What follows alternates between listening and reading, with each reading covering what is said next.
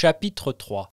Le lendemain, au petit jour, Hulin, revêtu de sa culotte de gros drap bleu des dimanches, de son ample veste de velours brun, de son gilet rouge à boutons de cuivre et coiffé du large feutre de montagnard relevé en cocarde sur le devant de sa face vermeille, se mettait en route pour Phalsbourg, un grand bâton de cormier au poing.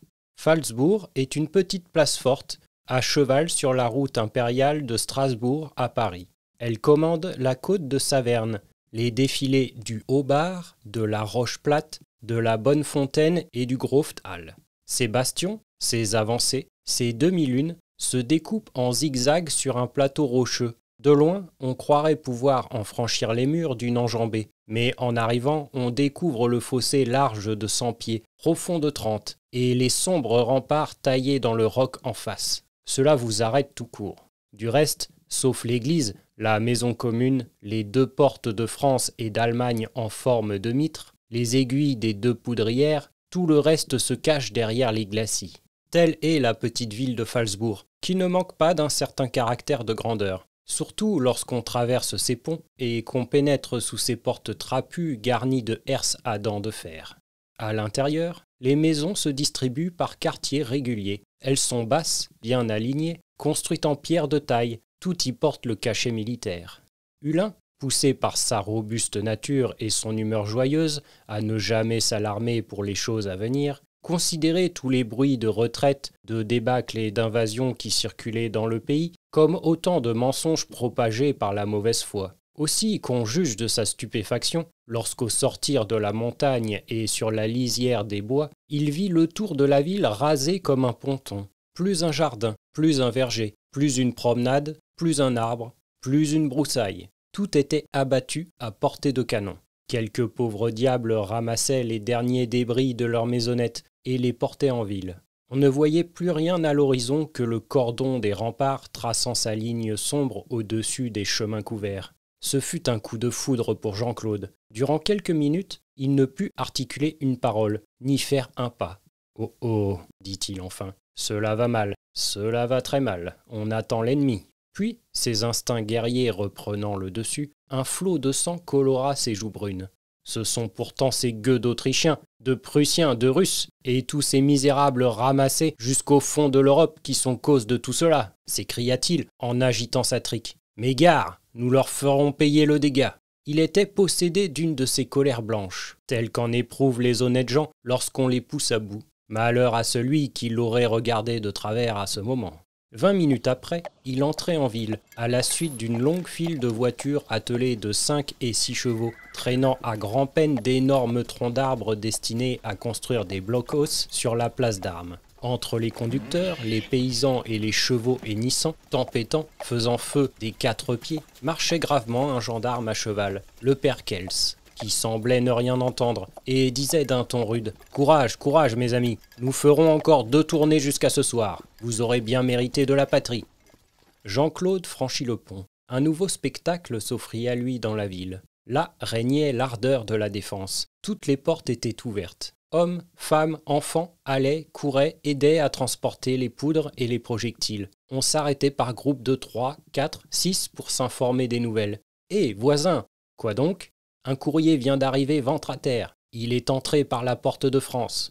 Alors, il vient annoncer la garde nationale de Nancy, ou peut-être un convoi de Metz. Vous avez raison, les boulets de 16 manquent. Il faudrait aussi de la mitraille.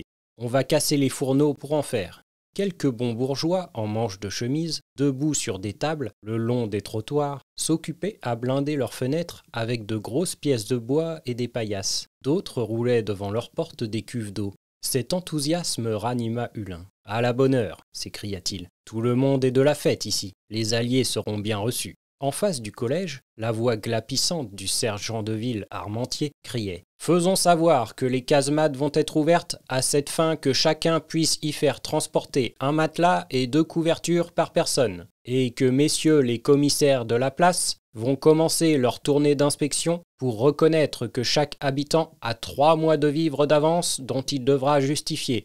Aujourd'hui, 20 décembre 1813, Jean-Pierre Meunier, gouverneur. » Tout cela, Hulin le vit et l'entendit en moins d'1 minute, car toute la ville était en l'air. Des scènes étranges, sérieuses, comiques se succédaient sans interruption. Vers la ruelle de l'Arsenal, quelques gardes nationaux traînaient une pièce de 24. Ces braves gens avaient une pente assez rapide à gravir. Ils n'en pouvaient plus. « De l'ensemble, mille tonnerres ! Encore un coup d'épaule ! En avant !» Tous criaient à la fois, poussaient aux roues, et la grosse pièce, allongeant son long cou de bronze sur son immense affût au-dessus des têtes, roulait lentement et faisait frémir le pavé. Hulin, tout réjoui, n'était plus le même homme. Ses instincts de soldat, le souvenir du bivouac, des marches, de la fusillade et de la bataille, tout cela lui revenait au pas de charge. Son regard étincelait, son cœur battait plus vite, et déjà des idées de défense, de retranchement, de lutte à mort allaient et venaient dans sa tête. « Ma foi, se disait-il, tout va bien. J'ai fait assez de sabots dans ma vie, et puisque l'occasion se présente de reprendre le mousquet, eh bien, tant mieux. Nous allons montrer aux Prussiens et aux Autrichiens que nous n'avons pas oublié la charge en 12 temps. » Ainsi raisonnait le brave homme, entraîné par ses souvenirs belliqueux, mais sa joie ne fut pas de longue durée. Devant l'église, sur la place d'armes, stationnaient 15 ou 20 charrettes de blessés arrivant de Leipzig et de Honau. Ces malheureux, pâles, hâves, l'œil sombre, les uns déjà amputés, les autres n'ayant pas même été pansés, attendaient tranquillement la mort. Auprès d'eux, quelques vieilles aridelles rousses, le dos couvert d'une peau de chien, mangeaient leur maigre pitance, tandis que les conducteurs, de pauvres diables mis en réquisition en Alsace, enveloppés de leurs grands manteaux troués, dormaient, malgré le froid, le feutre rabattu et les bras repliés sur les marches de l'église. On frissonnait de voir ces groupes d'hommes mornes, avec leurs grandes capotes grises, entassés sur la paille sanglante, l'un portant son bras cassé sur les genoux, l'autre la tête bandée d'un vieux mouchoir, un troisième, déjà mort, servant de siège aux vivants, les mains noires pendantes entre les échelles. Hulin, en face de ce lugubre spectacle, resta cloué au sol. Il ne pouvait en détacher ses yeux. Les grandes douleurs humaines ont ce pouvoir étrange de nous fasciner. Nous voulons voir comment les hommes périssent, comment ils regardent la mort. Les meilleurs ne sont pas exempts de cette affreuse curiosité. Il semble que l'éternité va nous livrer son secret.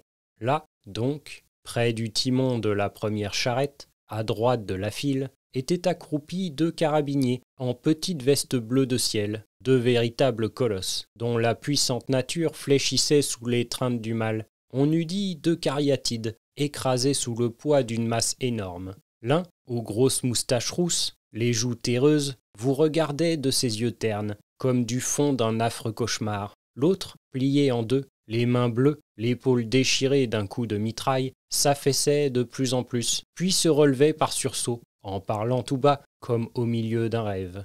Derrière étaient étendus, 2 à 2, des soldats d'infanterie, la plupart frappés d'une balle, une jambe, un bras fracassé. Ils semblaient supporter leur sort avec plus de fermeté que les colosses. Ces malheureux ne disaient rien. Quelques-uns seulement, les plus jeunes, demandaient d'un air furieux de l'eau et du pain. Et dans la charrette voisine, une voix plaintive, la voix d'un conscrit, appelait « Ma mère, ma mère !» tandis que les vieux souriaient d'un air sombre comme pour dire « Oui, oui, elle va venir, ta mère. » Peut-être aussi ne pensait-il à rien. De temps en temps, une sorte de frisson parcourait tout le convoi. Alors, on voyait plusieurs blessés se lever à demi, avec de longs gémissements, et retomber aussitôt, comme si la mort eût fait sa tournée en ce moment. Puis tout redevenait silencieux. Et, comme Hulin regardait ainsi, sentant ses entrailles frémir, voilà qu'un bourgeois du voisinage, Saume, le boulanger, sortit de chez lui portant une grande marmite pleine de bouillon. Alors il fallut voir tous ces spectres s'agiter, leurs yeux étinceler, leurs narines se dilater. Ils semblaient renaître, les malheureux mouraient de faim. Le bon père Saume, les larmes aux yeux, s'approcha, disant « J'arrive, mes enfants, un peu de patience, c'est moi, vous me reconnaissez ?» Mais à peine fut-il près de la première charrette que le grand carabinier aux joues verdâtres, se ranimant, plongea le bras jusqu'au coude dans la marmite bouillante. Il saisit la viande et la cacha sous sa veste. Cela se fit avec la rapidité de l'éclair. Des hurlements sauvages s'élevèrent aussitôt de tous côtés. Ces gens, s'ils avaient eu la force de bouger, auraient dévoré leurs camarades. Lui, les 2 bras serrés contre la poitrine, les dents sur sa proie, l'œil louche, épiant en tous sens, ne semblait rien entendre. À ces cris, un vieux soldat, un sergent, s'élança de l'auberge voisine. C'était un vieux routier. Il comprit tout d'abord ce dont il s'agissait, et sans réflexion inutile, il arracha la viande à la bête féroce en lui disant « Tu mériterais de ne pas en avoir, on va faire les parts, nous allons découper 10 rations. » « Nous ne sommes que 8, dit un des blessés, fort calme en apparence, mais l'œil étincelant sous son casque de bronze. « Comment 8 ? Vous voyez bien, sergent, que ces deux sont en train de battre de l'aile. Ce seraient des vivres perdus. » Le vieux sergent regarda. « C'est juste, fit-il, 8 parts. » Hulin ne put en voir davantage. Il se retira chez l'aubergiste Wittmann, en face, plus pâle que la mort.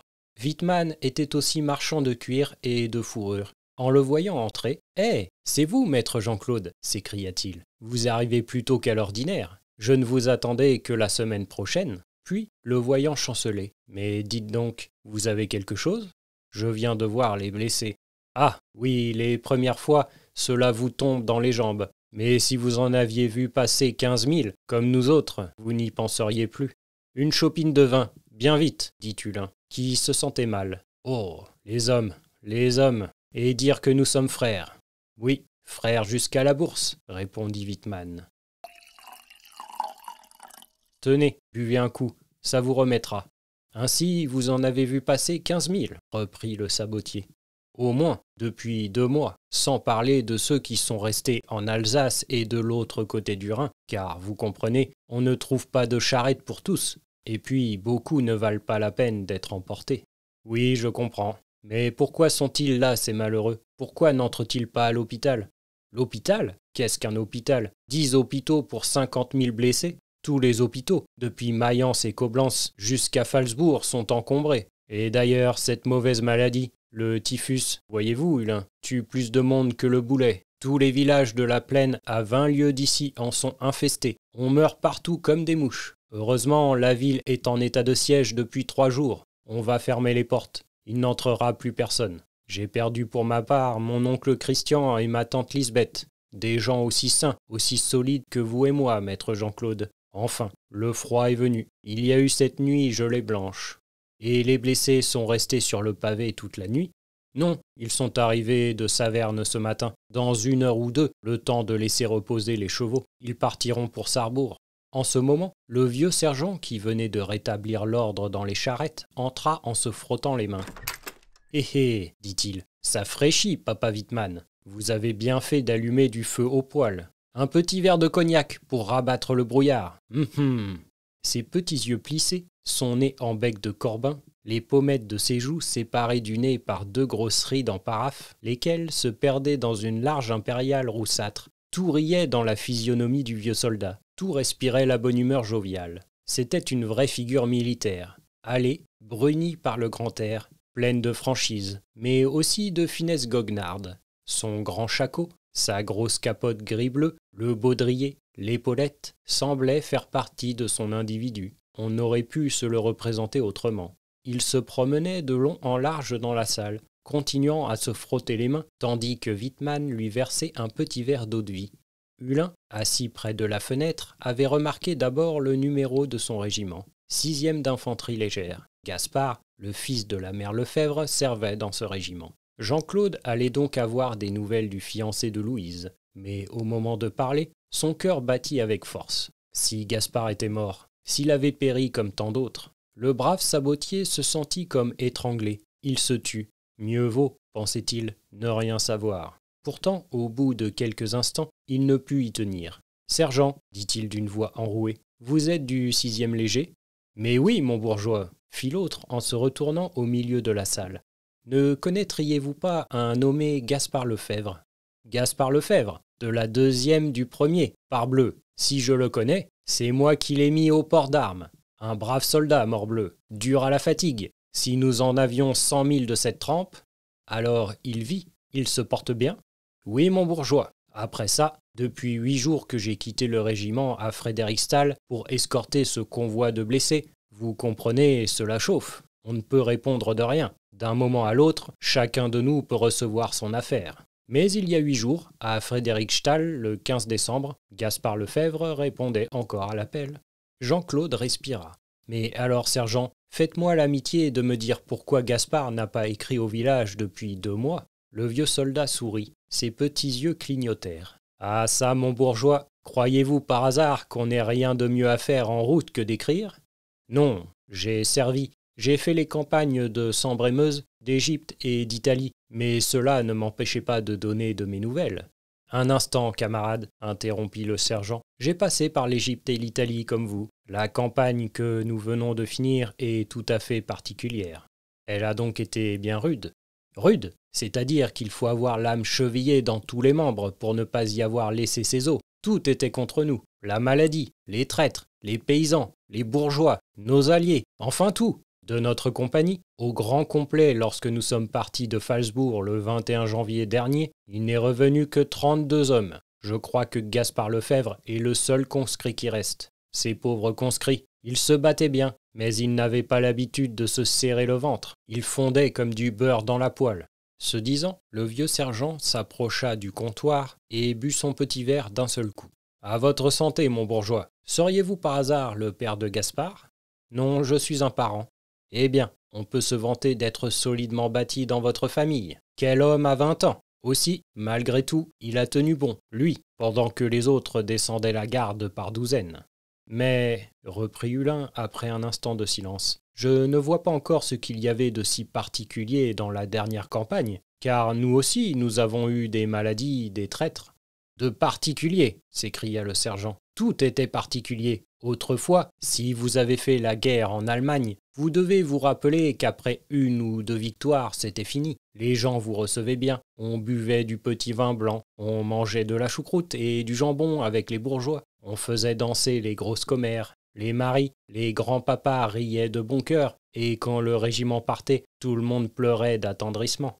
Mais cette fois, après Lutzen et Bautzen, au lieu de se radoucir, les gens vous faisaient des mines de 500 diables. On ne pouvait rien en obtenir que par la force. Enfin, on se serait cru en Espagne ou en Vendée. Je ne sais pas ce qu'on leur a fourré dans la tête contre nous. Encore, si nous n'avions été que des Français, si nous n'avions pas eu des tas de Saxons et d'autres alliés qui n'attendaient que le moment de nous sauter à la gorge, nous en serions venus à bout tout de même, 1 contre 5. Mais les alliés, ne m'en parlez pas, des alliés. Tenez, à Leipzig, le 18 octobre dernier, au beau milieu de la bataille, nos alliés se tournent contre nous et nous tirent des coups de fusil dans le dos. C'étaient nos bons amis les Saxons. 8 jours après, nos anciens bons amis les Bavarois viennent se mettre au travers de notre retraite. Il faut leur passer sur le ventre à Hanau. Le lendemain, près de Francfort, une autre colonne de bons amis se présente. Il faut les écraser. Enfin, plus on en tue, plus il en repousse. Nous voilà maintenant de ce côté-ci du Rhin. Eh bien, il y en a bien sûr en marche depuis Moscou, de ces bons amis. Ah, si nous avions prévu cela après Austerlitz, Jena, Friedland, Wagram. Hulin était devenu tout pensif. Et maintenant, où en sommes-nous, sergent ? Nous en sommes qu'il a fallu repasser le Rhin, et que toutes nos places fortes, de l'autre côté, sont bloquées. Le 10 novembre dernier, le prince de Neuchâtel a passé la revue du régiment à Blackheim. Le 3e bataillon a versé ses soldats dans le 2e, et le cadre a reçu l'ordre de se tenir prêt à partir pour le dépôt. Les cadres ne manquent pas, mais les hommes, depuis plus de 20 ans qu'on nous saigne aux 4 membres, ce n'est pas étonnant. Toute l'Europe s'avance. L'empereur est à Paris. Il dresse son plan de campagne, pourvu qu'on nous laisse respirer jusqu'au printemps. En ce moment, Wittmann, debout près de la fenêtre, se prit à dire « Voici le gouverneur qui vient d'inspecter les abattages autour de la ville. » En effet, le commandant, Jean-Pierre Meunier, coiffé d'un grand chapeau à cornes et l'écharpe tricolore autour des reins, traversait la place. « Ah !» dit le sergent, « je vais lui faire signer la feuille de route. Pardon, bourgeois, il faut que je vous quitte. » « Faites, mon sergent, et merci. Si vous revoyez Gaspard, dites-lui que Jean-Claude Hulin l'embrasse et qu'on attend de ses nouvelles au village. »« Bon, je n'y manquerai pas. » Le sergent sortit et Hulin vida sa chope tout rêveur. « Père Wittmann, dit-il au bout d'un instant, et mon paquet, il est prêt, maître Jean-Claude. » Puis se penchant à la porte de la cuisine. « Grédel, apporte le paquet de Hulin. » Une petite femme parut et déposa sur la table un rouleau de peau de mouton. Jean-Claude y passa son bâton et le mit sur son épaule. « Comment ? Vous allez partir tout de suite ?»« Oui, Wittmann. Les journées sont courtes et les chemins difficiles par les bois après 6 heures. Il faut que j'arrive à temps. Alors bon voyage, maître Jean-Claude. » Hulin sortit et traversa la place en détournant les yeux du convoi qui stationnait encore devant l'église. Et l'aubergiste, à sa fenêtre, le regardant s'éloigner d'un bon pas, se disait « Comme il était pâle en entrant, il ne se tenait plus sur ses jambes. C'est drôle, un homme rude, un vieux soldat qui n'a pas d'énergie pour 2 liards. Moi, je verrais passer 50 régiments sur des charrettes, que je m'en soucierais comme de ma première pipe. »